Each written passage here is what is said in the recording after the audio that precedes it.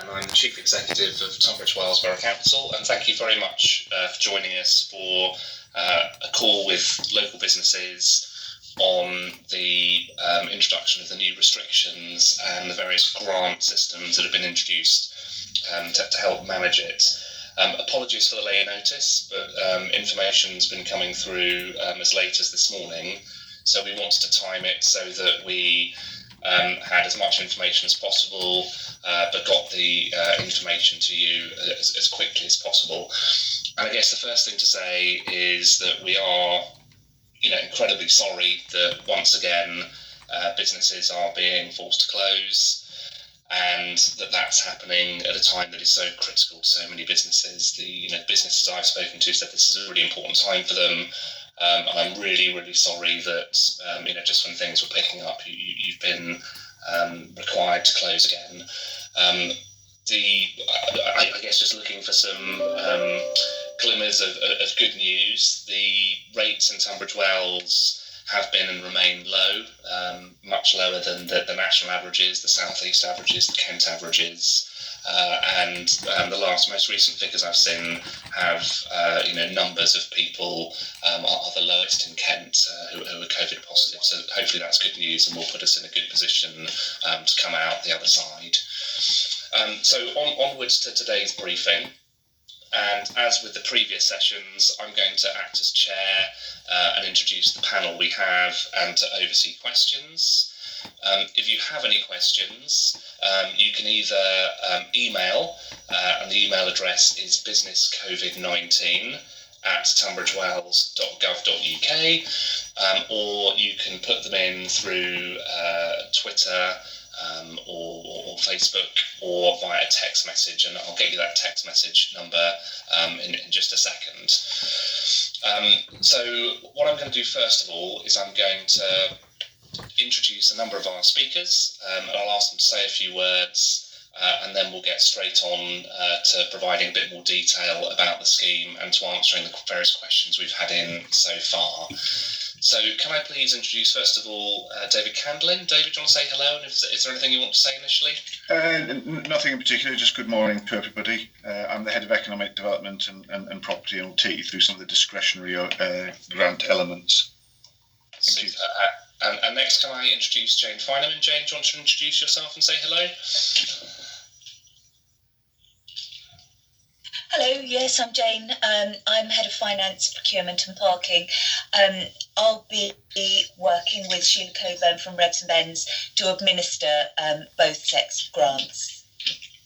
Great, thanks very much, Jane. And Sheila Coburn, do you want to say hello? Good morning, I'm Sheila Coburn. I'm Head of Revenues and Benefits, and as Jane says, we'll be working together to pay out the grants. Great. And Tracy Beattie? Hello, I'm Tracy Beattie, the Head of the Environmental Health Manager for Mid-Kent Environmental Health Service.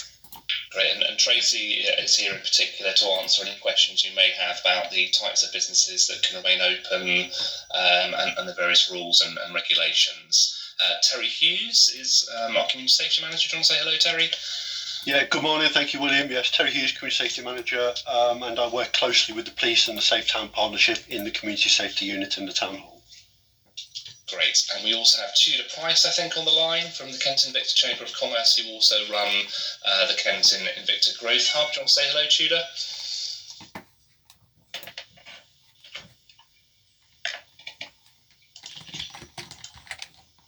Okay, I'm not sure we've got Tudor. I thought he was on the line, but I'll carry on then. So Alison Palmer, we've got Alison from the Federation of Small Businesses. Alison? Morning all. Hi, yes, I represent 5,000 members across Kent and Medway. Great, and last but not least, we've got Ross Feeney from Royal Tunbridge Wells Together. Ross? Good morning, everyone. My name, as William said, is Ross Feeney. I'm Chief Executive of Royal Tunbridge Wells Together, which is the Town Centre Business Improvement District company. Super. Okay, so before we kick off, I'll just give you the text number if anyone's got any questions. It is 0788 1854 235. I'll say that again, 0788 18 54235. And in Tudor's absence, the Kent and Medway Growth Hub, the web address is www.kentandmedwaygrowthhub, all one word, .org.uk, and the number is 03333 602300. So that's the panel introduced. So we'll turn straight over to the various questions that have been received. And we thought that this time round, rather than just kind of going through questions and answers, we try and make it a bit more conversational. And what I'll do is I'll keep an eye on any questions that haven't been answered, and I'll put them to panel members at the end. And the questions we've had in seem to revolve around three broad sets of issues: the grant scheme that we're about to implement and introduce, more general business support from government, the council and others, and then specific questions about which businesses can operate, and issues around enforcement and the like. So let's start off with questions about the business rate grant scheme. And David, shall I ask you just to say a few words about it first, and explain what we're looking to do, both the mandatory scheme and the discretionary scheme? Yes, thank you, William. As William has outlined, the council has or is receiving a grant for two elements. One is a mandatory grant for those businesses that have been instructed to close by government, and that is a pot of money purely for the 4 weeks of the national restrictions. And Sheila Coburn will take you through that. And then there's a discretionary element which has been awarded to the council to last for the rest of this financial year and next financial year. And the council will be looking at how it addresses and allocates that and ensures that there's a broader package of support going forward into next year. William, if we could ask Sheila to introduce the mandatory grants, and then I'll pick up on the discretionary. Super. So over to you, Sheila. Thank you, David and William.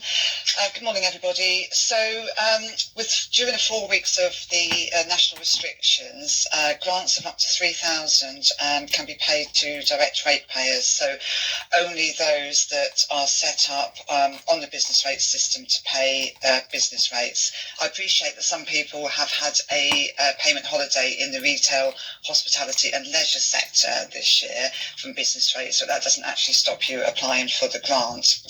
So information is on the Tunbridge Wells website on the coronavirus page, and details of businesses that can be opened and closed are shown on the government's coronavirus page, which is www.gov.uk/coronavirus. So grants paid will depend on the rateable value of your premises. You'll be able to find out the rateable value from your business rates bill. So for those that have got a rateable value of £15,000 or under, a grant of £1,334 can be paid. For those with a rateable value of over 15,000 to under 51,000, a grant of £2,000, and for those 51,000 or over, a grant of £3,000. I should have said that this is only to businesses that have been required to close as part of the national restrictions. So we will be asking everybody to supply bank statements, and the government have asked that we carry out checks before paying out the grants. So bearing in mind that these might take a few days to do those checks, we aim to make all the payments within 10 working days of applications. So to be able to put in your application, you need to have been told to close under the national restrictions, and you need to be in a non-essential business, and those details can be found on both the Tunbridge Wells website and the government website. So the link to the form to apply is www.tunbridgewells.gov.uk/coronavirus, and you'll find the form on that page. Thank you. Super, thanks, Sheila. So that's the mandatory scheme. David, do you want to say a bit about the discretionary grants? Yes, thank you. As Sheila's outlined, the mandatory grant is fixed for the 4-week period of the national restriction. The council has received grant, or is receiving grant under something called the Additional Restrictions Grant. In total, the council is likely to receive £2.3 million. As indicated, will be available across the financial years 2020-21 and 21-22. The Additional Restrictions Grant, from which we will be providing discretionary grant funding, is there to encourage or provided to local authorities to develop a discretionary grant scheme to help those businesses which, while not legally forced to close, are nonetheless severely impacted by the restrictions that have been put in place by the spread of COVID-19. So government guidance provides examples of businesses which supply the retail, hospitality and leisure sectors, or businesses in the event sector. However, we will be looking at whether there's support we can provide to those businesses outside of the business rate system, which have either effectively been forced to close as a result of restrictions, or have had significant losses as a result of the current restrictions in place. There are two elements that the council is able to look at, and one element will put a small amount of money aside, potentially for business support activities, so that we can perhaps look at a programme of business support not restricted to the national restriction period, and will enable us to support businesses perhaps in transition to more sustainable operating within the post-pandemic. However, we're still in the process of reviewing the exact nature of that. The main element, however, will be discretionary grants. And we'll be making a sum of the overall pot available for the current 4-week national restrictions period. This will be for businesses that have been impacted by the restrictions that came into place on the 5th of November. We won't be administering the grant for periods prior to that date, and we'll be obviously looking in detail at terms of the detail. Unlike the mandatory, which has already been launched on the council's website, we are still finalising the detail of guidance for the discretionary grants, and we would hope to be placing these and opening up the application process for the discretionary grants by the end of this week, if at all possible. We will be enabling businesses to apply for the discretionary grants beyond the 28-day period, to enable them perhaps to provide within that additional time period some additional evidence regarding potential losses during the lockdown period. We'll define the total number of days and make clear when the final dates for applications need to be submitted for the discretionary grants. As indicated, the discretionary grants will be available for those businesses in business rated properties that have not been forced to close but have been severely impacted, and we'll also look at businesses that are potentially in non-rateable property but have been impacted perhaps by the main people they supply to having to close as a result of COVID-19 and the national restrictions brought in. We will provide detailed guidance. There will be a separate application form on our web, but we hope that this can be sorted out by the end of this week, as final guidance was received this morning and we're just starting to go through it. If we can pass back to you, please, William. Thanks very much, David. So, got quite a few important points there. First, the fact that this grant's been given to us not just for the 4-week duration of the lockdown, but for 18 months. And I think that we, like a number of local authorities, are trying to make sure that we keep some of it back in case there are further kind of lockdowns or we come out into any form of restrictions, and that we've got things there to help businesses get back on their feet. We are trying to work with other local authorities to make sure that our schemes are as congruent as they can be. And I suppose the other point to make is that as quite often happens with these things, the announcements are made, but the details and the guidance come out afterwards. And as you say, we've had information as late as this morning. So I'm going to just run through the questions we've had in, just to check off that we've answered them. So we've had a question about whether home-based businesses will be eligible. And I think you've said that it won't just be, the discretionary scheme won't just be limited to business-rated properties. Is that right? That's correct. I mean, it won't be for just any business that is based at home. They will need to demonstrate that perhaps they've been severely impacted by the products and services they provide to sectors that have been forced to close. A lot of businesses can operate quite normally within the current restrictions from home, and I would make it clear we won't be backdating beyond the 5th of November. Okay, great.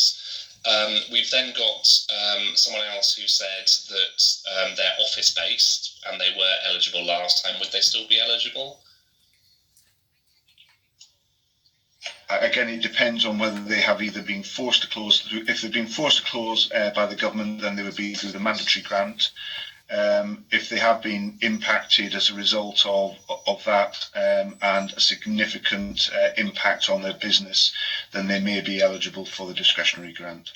Great, and I think the same thing would go to someone who's asked about whether supply chain businesses who've been affected, because the sector into which they supply has been ordered to close, would be eligible. And I think the answer to that is yes, if they can demonstrate they've been impacted.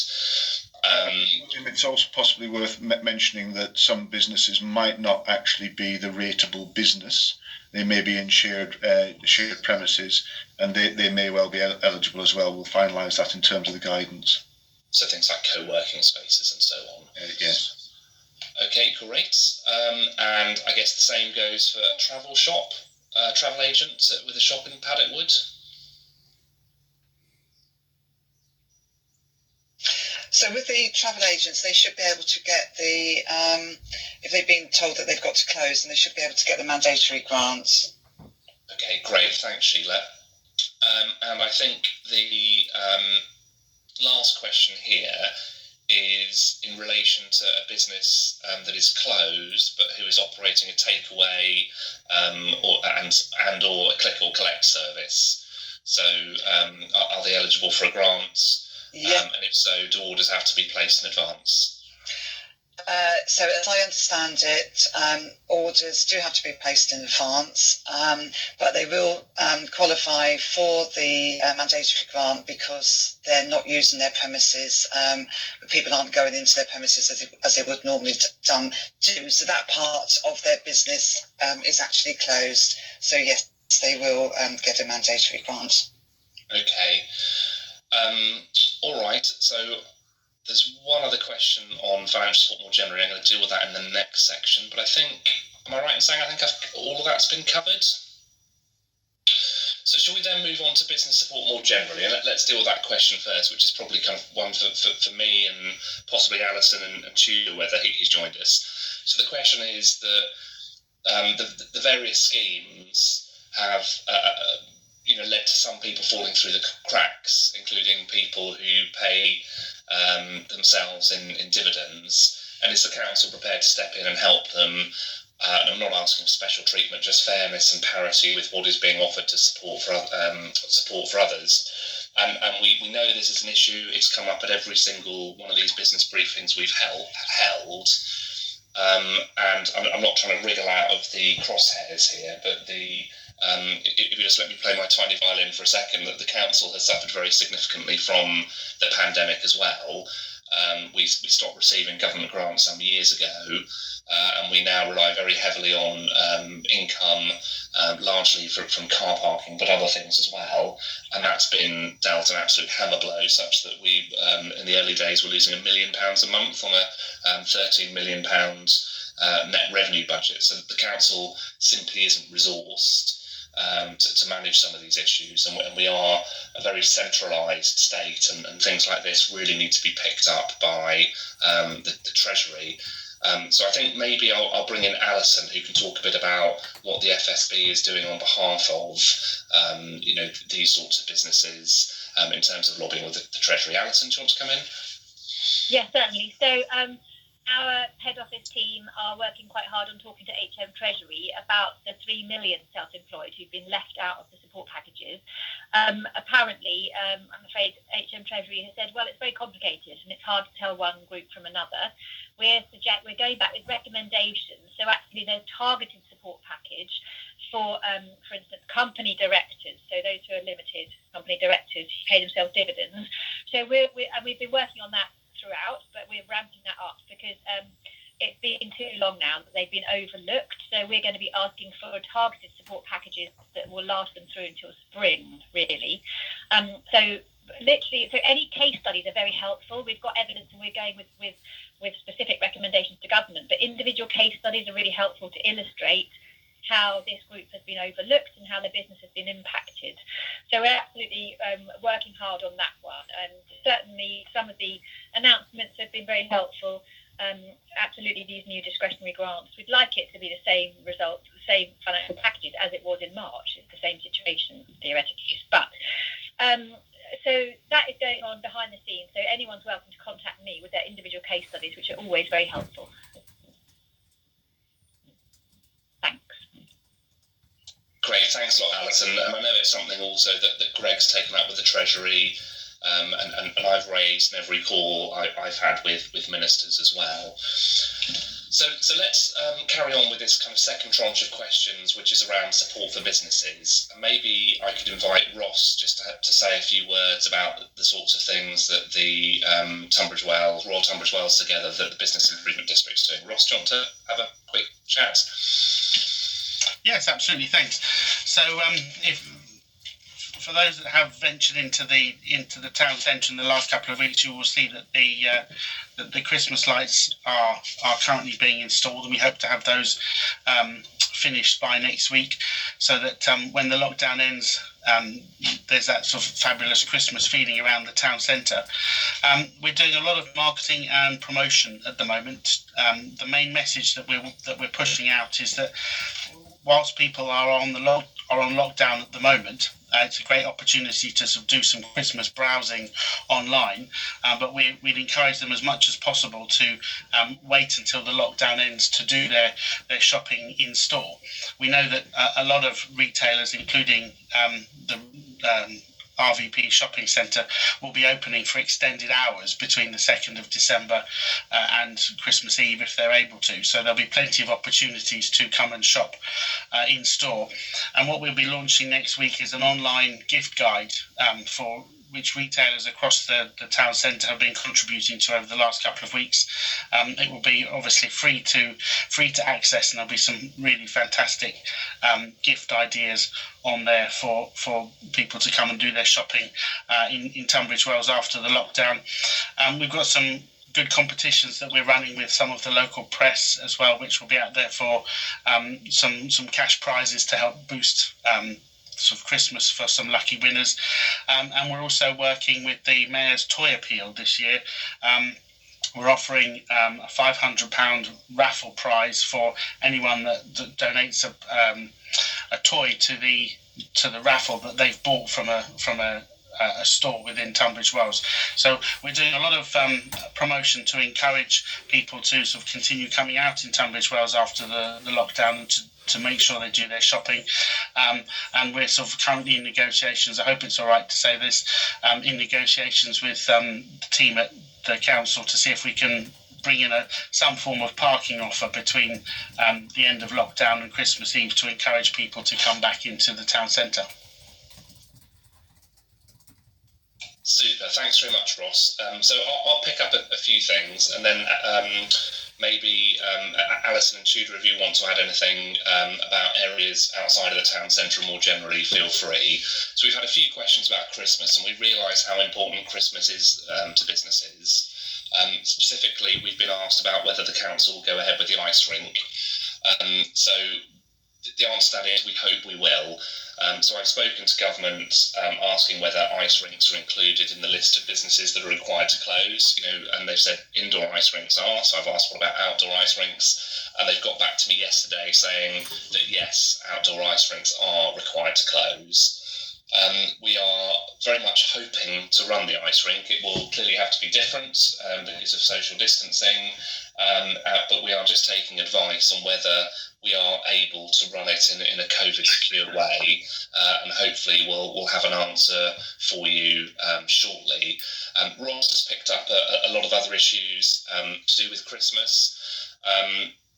One of the other questions that's been asked is whether we will be coming out of lockdown into tier 2 or tier 3. And the answer to that, I'm afraid, is I just don't know. We'll have to see what the numbers look like at the end. Before lockdown, numbers were, creeping up in some areas, but shooting up in other areas in Kent, particularly around North Kent and one or two other districts. The numbers in Kent have always been pretty low, and certainly in conversations around whether if we were going to go up a tier, that should be county-wide or district by district. I think those districts where numbers were low were keen to remain in lower tiers in the run-up to the Christmas period. So we clearly, as we head towards the end of the lockdown period, we'll be having discussions with the Director of Public Health and colleagues in the County Council, and we'll keep businesses posted. One of the things that businesses have said that I absolutely understand is just notice is really important. And I know that with the kind of swift introduction of the lockdown, a number of businesses have struggled with perishable goods and so on. So we'll absolutely bear that in mind. Alison, do you want to say anything more generally about support? You've talked specifically about the self-employed and people taking dividends as a salary. Do you want to say more about that? So some things that any business can access. We're a national gateway for the Kickstart scheme, which is where if a business is able to take on a new member of staff, government pays for that member of staff 25 hours a week for 6 months. So you can look at fsb.org.uk and there's information. You can register straight away for the Kickstart scheme, and any FSB member has got loads of access to legal help 24 hours a day. There's 700 template documents. You can join now and access all of that legal support within 24 hours. So even if you're not a member, it's saving people so much time and money at the moment. It's being used round the clock, as you can appreciate, because there's advice and guidance on that in terms of working from home, self-employment, furloughing staff, recruiting, you name it, it's on there. So generally in our lobbying work, we are saying, yes, we're okay, so we've got some financial support, but a bit more still needs to be done. As we mentioned, support for company directors or those without any tax returns from 2018 to 2019. We're also going to be looking for those in the supply chains, William, as you mentioned. It's not just those visible businesses that have been forced to close, but it's the ones further down the chain. They need some support as well. We are looking we're looking at business rates, which we think are a real headache for many and a burden for so many businesses, and they're unfair. So new relief around the business rates. We're asking government nationally for reductions in the national insurance. And then another wave that we're seeing that's been happening over the last few months really is that as people are changing businesses or they're being made redundant, there's now a beginning of more self-employment coming up and more start-up businesses. And so we're actually saying there needs to be more support and guidance around those businesses who've just recently started up. We want to make sure that they're doing it obviously safely, but kind of correctly, and they've got the right advice and guidance to start up in business right now. That's sort of almost a natural occurrence. In 2008, the financial crisis, with the massive wave of redundancies, there was a big spike in people becoming self-employed. So we're talking to government around that as well.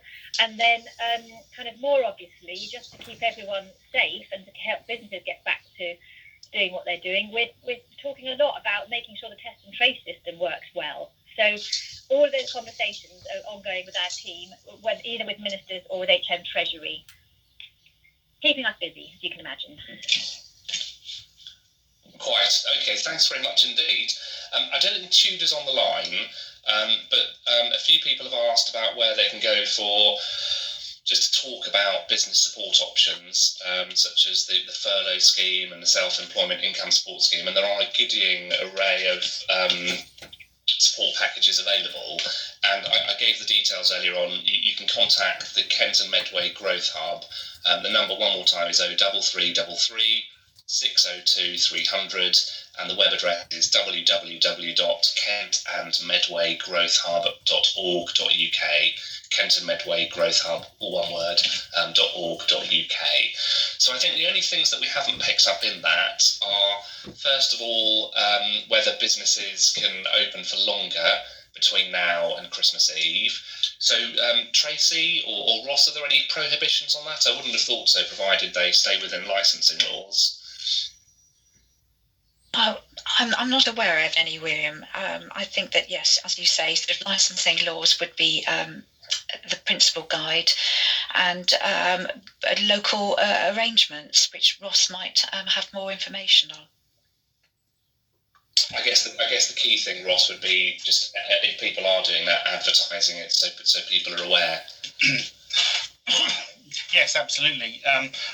I know from some early discussions with Royal Victoria Place that they're looking at options for extended opening hours at the moment, although nothing has been confirmed as of yet.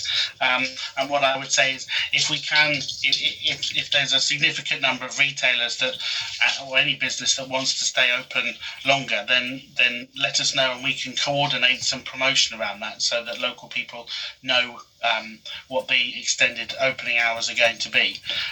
The one thing I will also mention is that whilst majority of businesses are closed at the moment, many are still offering home delivery and of course click and collect. So there is a website that's been set up locally, which is twdelivery.co.uk, and there's a listing on there of all the local stores that are either able to deliver or are offering click and collect. It's completely free to list your business on there, and if you are open at the moment but not listed on there, then I would encourage you to do that straight after this call, because the website's getting a lot of hits and a lot of people are using it. Great. So Ian and Anne, I don't know whether we can put some of these links and numbers that have come up throughout the call either underneath the kind of recording when we post that, or out via Twitter in our next newsletter. So I think we've got Tudor Price on the line now from the Kent and Mixed Chamber of Commerce. Tudor, do you want to come in and say anything on support being provided to business? Yes, thank you very much, and apologies for my lateness. I was we have a business advisor, part of the helpline. We have a team, and we're briefing or getting an update on things at the moment. As you would imagine, our phones are ringing off the wall at the moment with people asking primarily sort of two areas of questions. One is, do I have to close, and if so, when and how? And the second one really is around, how do I get some financial support? So there's I'm not sure if it's been covered off, but essentially there are two elements of the financial support right now. One is the local restrictions support grant, brackets closed. And I should just point out, because we've had feedback already, it doesn't mean the programs or the support's closed. It's just the name of the title, unfortunately. So don't be concerned if you see it out there and you think, have I missed something? No, it's called Local Restrictions Support Grant Closed. And that's going to be available through your local authority. Websites will be up hopefully in the next day or two, which will allow people to be able to apply. And it relates to businesses that are being required to close under the current restrictions and have a certain rateable value. And there are three categories of rateable value, and there is a loose sort of sector-based criteria. The websites, once they're published, will give you more. And we will certainly be communicating those links with our mailing list. So if you're not already on the Growth Hub's mailing list, then pop along to Kent and Medway Growthhub.org.uk and make sure you're on the mailing list. Or you can give us a call on the helpline, which is 03333 602 300. The second grant that will take a little bit longer to come out is what's called the Additional Restrictions Grant, brackets discretionary. And I think the discretionary is relevant there because it means a local authority has the ability to tailor the criteria based on what the local business community needs.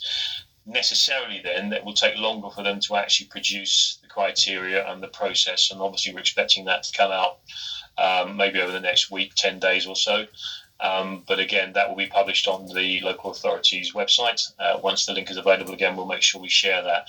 That has a lot more scope around non-rateable value and non-sector specific. So again, details to follow on that. But those two are there. And of course, finally, just for those of you that have been on the moon recently and may not have got the news, the furlough scheme, of course, is being reinstated at the full 80%. The self-employed income support scheme is now back up also to its original figures. And more importantly, for those of you that have applied for a bounce back loan but didn't take the full amount that you're entitled to, you are allowed to have a second bite. So you will still be limited to your 25% of turnover. But if you only took a few thousand first time and actually you've got some room to take some more, you can go back for a second ask. That is available, and you might want to approach you back and have a conversation around that. I do apologise, I've repeated things that have already been said, but again, I've been sort of a bit flat out, as you'd imagine, at the moment, but hopefully that's been a benefit. Super. Thanks very much indeed, Tudor. So I think there's only one more question in this, which is around parking enforcement. Now, Jane Fineman, as well as being sort of overseeing the sort of financial dimension of the grant scheme, also oversees parking. And I think I'm right in saying, Jane, that we're extending the observation period from 2 minutes to 5 minutes. So if people are parked, and it isn't, super dangerous, they've got 5 minutes to pick something up or deliver. Is that right?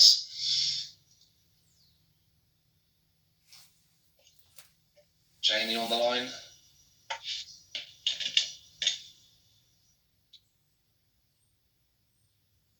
Okay, we might have lost Jane, but I did speak to Jane last week, and we're going to be extending the observation period to 5 minutes.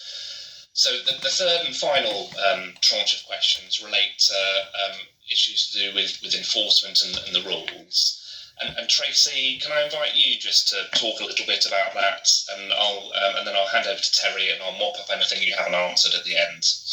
Okay, thank you, William. Just to say that new regulations came in on the 5th of November. It isn't the same as the first lockdown. There's far more business types that can be open. We've obviously got sort of business closures for hospitality sector, but you can change to takeaway, which sort of fits in with what William was saying about parking sort of restrictions being eased a little bit. It is generally sort of for takeaway, click and collect.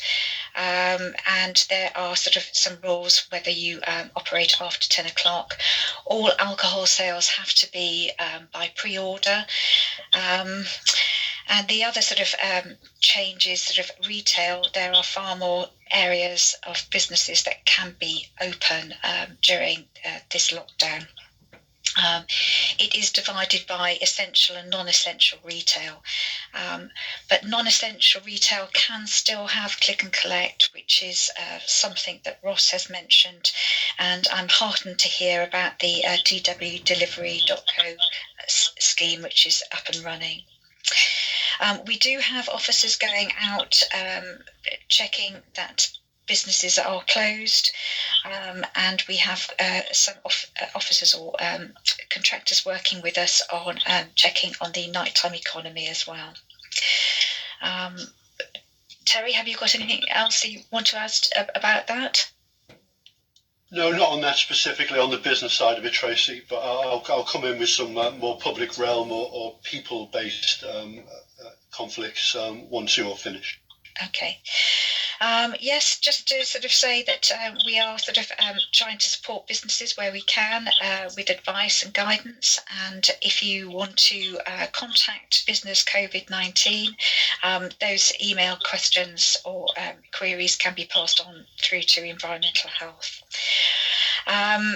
We are going to work with businesses as much as we can, and it's about engaging and understanding what the business needs are. Where you have got a mixed retail offer, we are looking at the significant aspect and seeing whether that meets the essential criteria for the retail sector. And the only other thing to add is that this is a joint venture or joint enforcement between Environmental Health and Trading Standards. So ACC Trading Standards are responsible for a lot of the other retail sector areas. Thank you. Great, thanks, Tracy. Do you want to come in, Terry? Yeah, thanks, William. Yeah, so there's a couple of questions there. One about discouraging groups and one about difficult customers. So in terms of the discouraging big groups of people from gathering, we won't be deploying officers as a matter of course, but we do have some costed and volunteer options should that become necessary. Our town centre camera operators for Tunbridge Wells, Paddock Wood, Rustall, Southborough, etc., have been tasked to monitor and report back so that we can just regularly assess that situation, and they'll be looking in particular where the town narrows or where people naturally congregate, such as the bus stops and the taxi ranks, or where where those two things combine. We've retained the team who assisted the council as taxi marshals, minus Ros from the Safe Town Partnership. They won't be working the rank, but they will be patrolling the town and open spaces on Saturdays. And there may be maybe an opportunity there to repurpose them, to repurpose that small deployment. We won't be enforcing as such, but police have powers. And we'll be feeding any relevant intel to the local inspector for targeted attendance, and we'll of course request additional resources more broadly if necessary. In terms of difficult customers, and if there's anybody that can call for assistance, those of you who are members of the Safe Town Partnership can use the radio system to alert our CCTV operators. And the town centre officers, who I'm sure many of you are familiar with. We've got a really good team in Tunbridge Wells. They also carry a Safe Town Partnership radio, though that's obviously no guarantee of attendance. So, please use 39s if difficult becomes persistent or impossible or drawn out, or 101, the non-emergency number, if you're looking to get a repeat, less offensive offender, so to speak. Prior to making any contact, I'm sure you or your staff are familiar with de-escalation techniques and such like, and just staying calm, speaking quietly, keeping your distance because COVID. Be apologetic, even if you don't necessarily mean it, and be polite. Try not to talk over anybody. Just let their voice be the one that's raised, and don't get involved in any conversations. Just be firm. I'm still going to have to ask you to leave type of conversation. If you're not a member of the Business Crime Reduction Partnership, as it is locally known as the Safe Town Partnership, I would encourage you to look at some of the benefits of that membership on their website, twstp.co.uk. And just to tag on to what Ross said earlier about the post-lockdown, the Safe Town Partnership and the Town Centre Police, the Community Safety Unit, will be running their regular Christmas operations in December to deter shoplifters for hopefully when we all come back out of it on December the 2nd. And that's me done, but I'm happy if there's been any further questions to take any more. Super, thanks very much, Terry. So I'll just kind of fly through some questions that I think have largely been addressed, but just to be absolutely clear. So, so first of all, in terms of types of business, can dog groomers operate, Tracy? Yes, they can. It's primarily where it's for care reasons rather than aesthetic reasons. All right, so it's not a way in which you can sort of get a haircut. And then in terms of information about which businesses have been ordered to close, we'll post that link online. There's both the kind of narrative and there's the regulations. Yeah. A few people are asking about level playing fields. You know, why can large stores open and not me? Why can places like Marks and Spencer and garden centres open but not department stores? Do you want to just comment on that? Yes. Well, the guidance is clear. Well, as clear as it can be. That it's where businesses are selling a significant amount of essential retail, then they can continue trading. So I think Marks and Spencer's has been cited. So it would be on the basis of the food element of that store that they are allowed to trade. And where you've got garden centres, it is specifically mentioned in the sectors that can remain open, and that is a government decision, not ours. All right, thank you, Tracy. And I guess this is somewhere between you and Terry, but a couple of questions about enforcement and, what are we doing to monitor stores and make sure people are abiding by the rules? Or what if someone knows a store that shouldn't be open is open? Well, William, they can always tell us. If we know of something, then we can deal with it. If we don't know about it, then we can't. As I said earlier, we are undertaking a series of checks specifically for compliance with these regulations. So officers are about in Tunbridge Wells, and we are covering the rest of the borough. That's during the daytime, and we do have teams of officers that we are using to check on business closures in the evenings.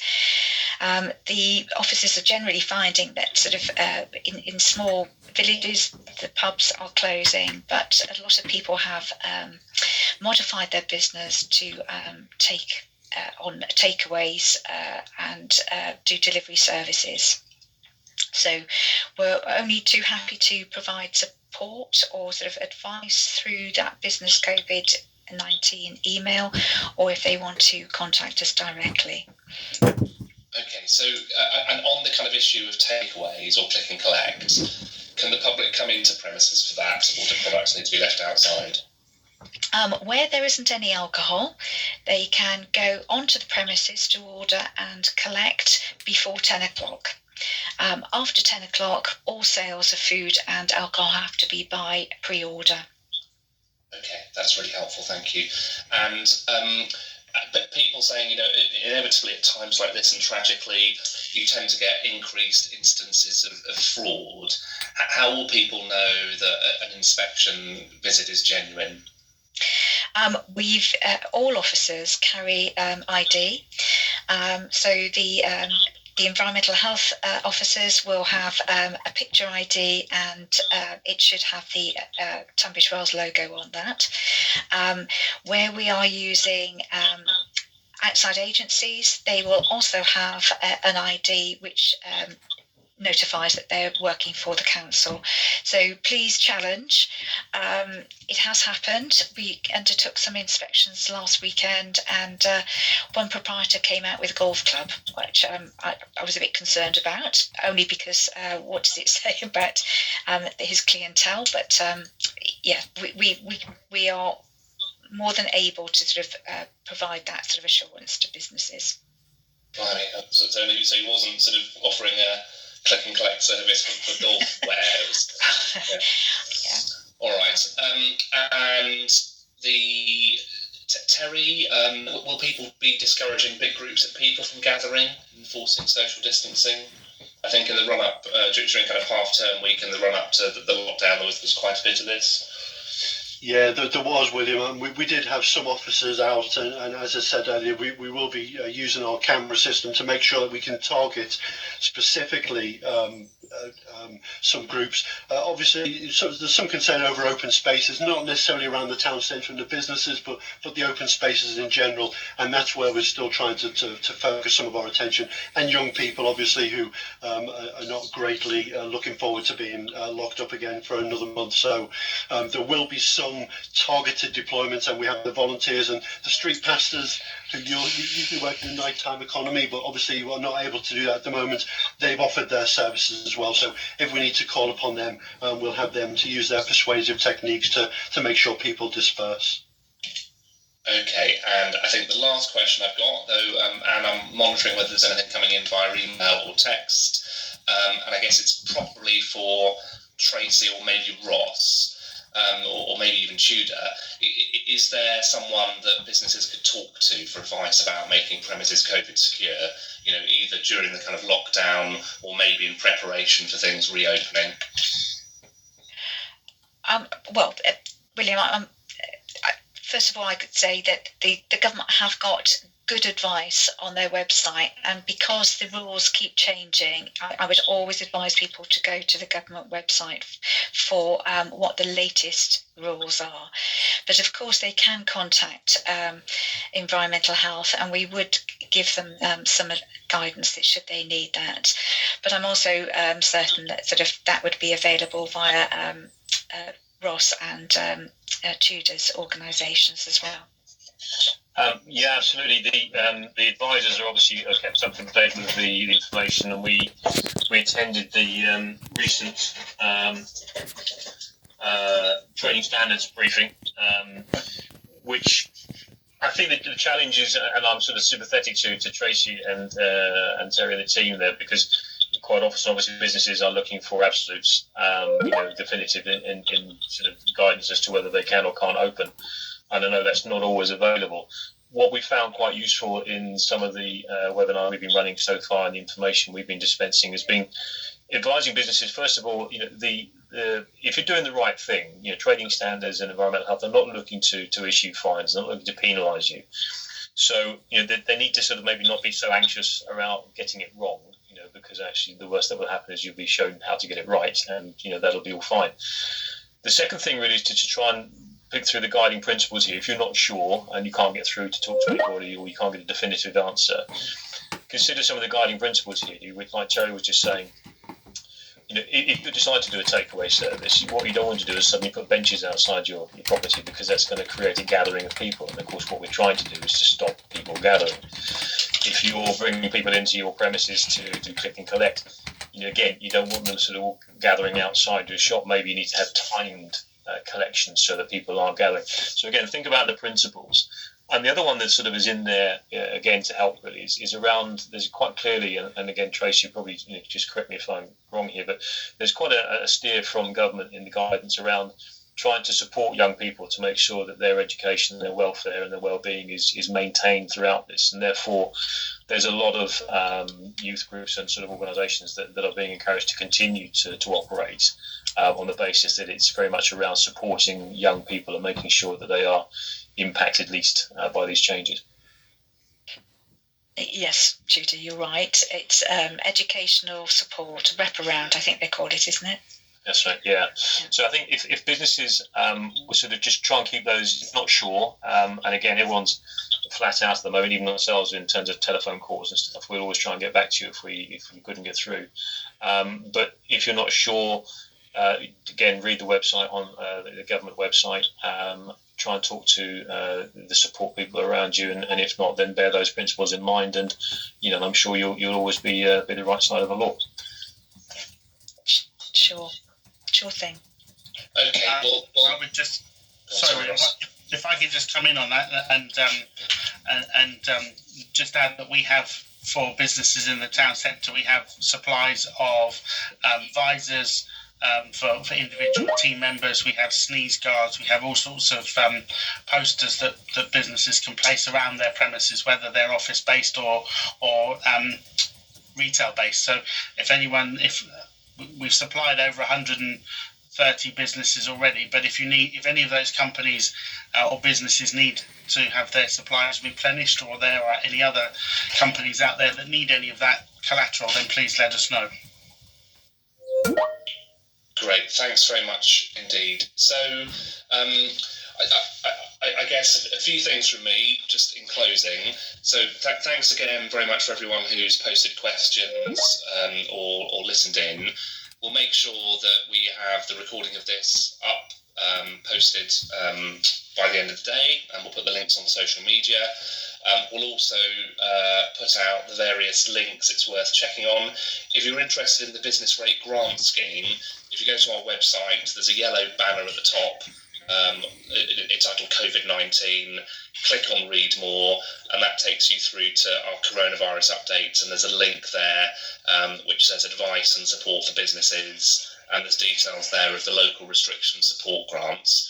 The details on the discretionary grant aren't yet live because the guidance is still being received, but we'll get that up there as quickly as we can. And as we said, the Kent and Victor Chamber has got their support hub, details of which I've given out, very useful resources on from the FSB and the government pages themselves.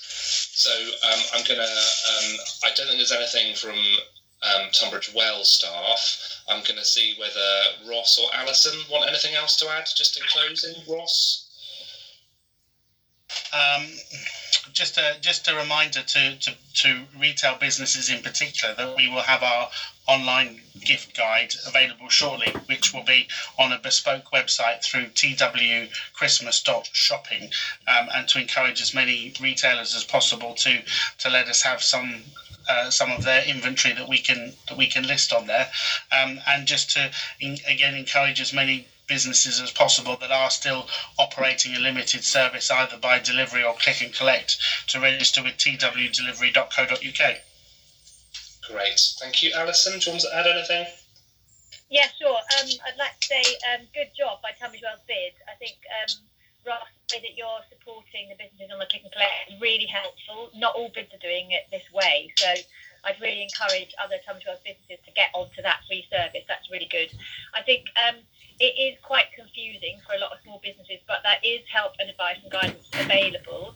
So whether that's going directly to gov.uk or to the Kent and Medway Growth Hub, to the Tunbridge Wells Together website or fsb.org.uk, there are lots of different organisations who have got the right advice and who can help those businesses.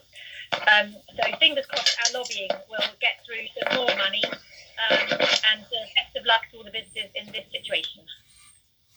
All right. So thank you very much, one and all. I'm sorry that was put together with relatively late notice, but thank you very much to all of our panellists who've contributed, and to everyone that's joined us and asked questions. If there's anything at all we can do to help, get in touch, use those web links we've posted out, and the very best of luck to you. Thank you very much indeed. Goodbye.